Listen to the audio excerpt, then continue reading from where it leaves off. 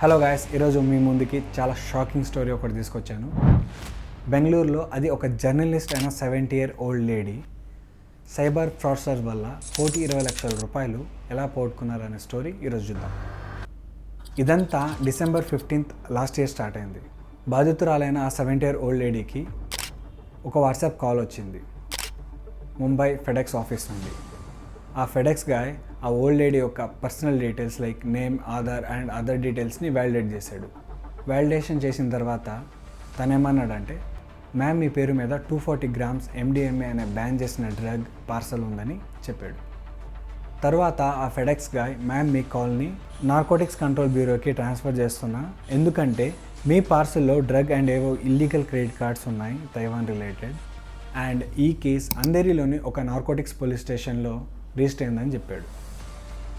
ఆ FedEx guy instructions ప్రకారం తను స్కైప్ యాప్ ఇన్స్టాల్ చేసి ఈ ఎన్సీబీ ఆఫీసర్తో వీడియో కాల్ మాట్లాడింది. అండ్ ఆ వీడియో కాల్ సెటప్ ఎలా ఉందంటే అసలు ఎక్కడే కానీ డౌట్ రాని విధంగా అంత క్లియర్ అండ్ అథెంటిక్గా ఉంటుందంట ఆ సెటప్. అండ్ ఆ ఎన్సీబీ ఆఫీసర్ ఏమన్నాడంటే, మ్యామ్ మీరు మనీ లాండరింగ్ కేసులో ఇరుక్కోకూడదు అనుకుంటే ఒక సర్టెన్ అమౌంట్ డిపాజిట్ చేయాలి, అండ్ ఆఫ్టర్ వెరిఫికేషన్ మీకు కానీ క్లీన్ రిపోర్ట్ వస్తే మీ అమౌంట్ మీ సోర్స్ అకౌంట్కి క్రెడిట్ అవుతుందని చెప్పాడు.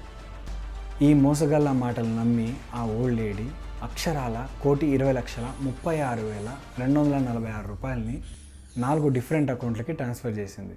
అండ్ ఈ కేసుని బెంగళూరు ఈస్ట్ సిఎన్ పోలీసులు నమోదు చేసుకున్నారు. అండ్ అలౌన్ 2023లో అది బెంగళూరులో 335 ఫెడెక్స్ కొరియర్ క్రైమ్ రిపోర్ట్ అయింది. Deputy commissioner of police Kuldeep Kumar Jain మాట్లాడుతూ ఏమన్నారంటే, ఈ మోసానికి ఈవెన్ చదువుకున్న ఎడ్యుకేటెడ్స్ కూడా బలవుతున్నారని చెప్పారు.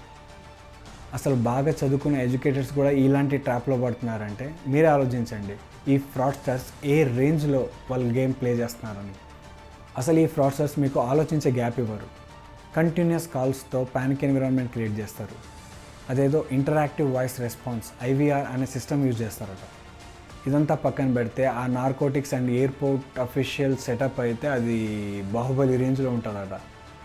And Aadhaar validation etcetera etcetera. So ఎక్కడో చోట ఈ నార్మల్ గాయ్ ఆ ట్రాప్లో పడిపోతున్నాడు. ఫెడెక్స్ ఇటీవల ఒక స్టేట్మెంట్ ఇచ్చింది.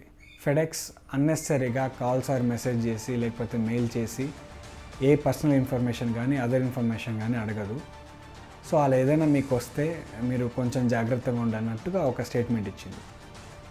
కొన్ని డేస్ బ్యాక్ మా ఫ్రెండ్కి ఎగ్జాక్ట్గా ఇలానే ఈ ఫెడెక్స్ రిలేటెడ్ కాల్ వచ్చింది. ఇది ఓన్లీ ఫెడెక్సే కాదు, ఈ ఇన్సూరెన్స్ మీ పేరు మీద ఎవరు డిపాజిట్ చేశారని, అది క్లెయిమ్ చేసుకోవాలంటే ఇంత అమౌంట్ వేయండి అని, ఇలాంటి డిఫరెంట్ స్కీమ్స్తో ఆన్లైన్లో ఫ్రాడ్స్ ఆడుకుంటున్నారు జనాలతో. ఇది ఎలా స్టాప్ చేయగలమంటే ఒక అవేర్నెస్ అండ్ ప్రివెన్షన్ మాత్రమే ఇలాంటి క్రైమ్స్ని ఆపగలవు. అందుకే ఈ వీడియో. Thanks for watching. ధన్యవాదాలు.